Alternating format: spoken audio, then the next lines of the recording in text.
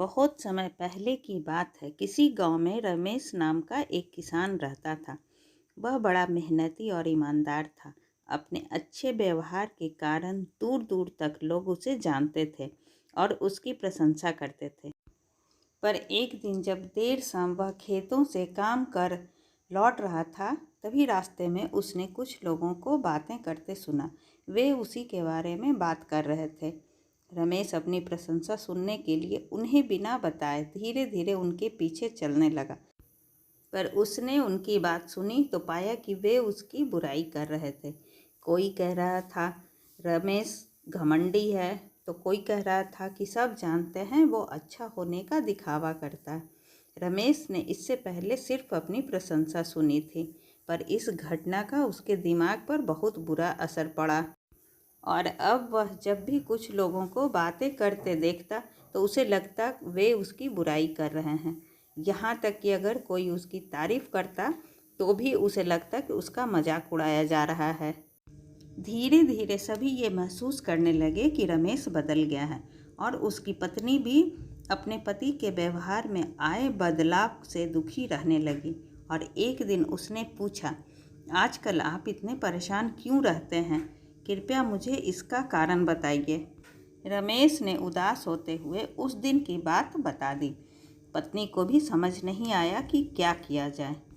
पर तभी उसे ध्यान आया कि पास के ही एक गांव में एक सिद्ध महात्मा आए हुए हैं और वो बोली, स्वामी मुझे पता चला है कि पड़ोस के गांव में एक पहुँचे हुए संत आए हैं। चलिए हम उनसे कोई समाधान पूछते हैं। अगले दिन वे महात्मा जी के शिविर में पहुँचे। रमेश ने सारी घटना बताई और बोला, महाराज उस दिन के बाद से सभी मेरी बुराई और झूठी प्रशंसा करते हैं। कृपया मुझे बताइए कि मैं वापस अपनी साख कैसे बना सकता हूँ। महात्मा मोहन की समस्या समझ चुके थे। पुत्र तुम अपनी पत्नी को घर छोड़ आओ और आज रात मेरे शिविर में ठहरो। महात्मा कुछ सोचते हुए बोले। रमेश ने ऐसा ही किया। पर जब रात में सोने का समय हुआ तो अचानक ही मेंढकों के टर टर की आवाज़ आने लगी। रमेश बोला, ये क्या महाराज, यहाँ इतना कोलाहल क्यों है? पुत्र पीछे एक तालाब है।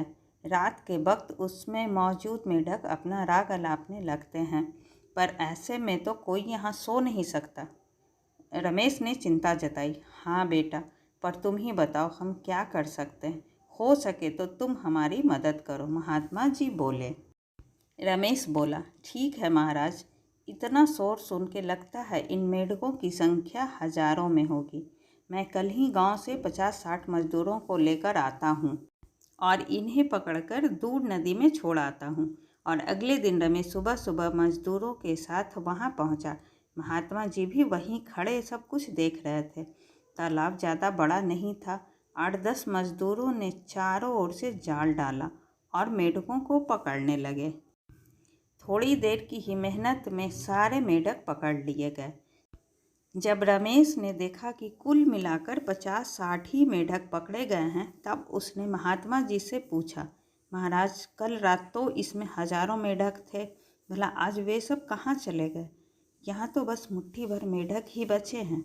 महात्मा जी गंभीर होते हुए बोले, कोई मेंढक कहीं नहीं गया। तुमने कल इन्हीं मेंढकों की आवाज़ सुनी थी। ये मुट्ठी भर मेंढक ही इतना शोर कर रहे थे कि तुम्हें लगा हजारों मेंढक टर टर कर रहे हों। पुत्र इसी प्रकार जब तुमने कुछ लोगों को अपनी बुराई करते सुना तो भी तुम यही गलती कर बैठे। तुम्हें लगा कि हर कोई तुम्हारी बुराई करता है, पर सच्चाई ये है कि बुराई करने वाले लोग मुट्ठी भर मेंढक के समान ही थे। इसलिए अगली बार किसी को अपनी बुराई करते सुनना तो इतना याद रखना कि हो सकता है ये कुछ ही लोग हों जो ऐसा कर रहे हों। और इस बात को भी समझना कि भले तुम कितने ही अच्छे क्यों न हो, ऐसे कुछ लोग होंगे ही जो तुम्हारी बुराई करेंगे। अब रमेश को अपनी गलती का एहसास हो चुका था। वह पुनः पुराना वाला रमेश बन चुका था। ऐसी ही अच्छी और ज्ञानवर्धक कहानी सुनने के लिए प्लीज़ आप मेरे चैनल को सब्सक्राइब ज़रूर करें। तब तक के लिए बाय बाय।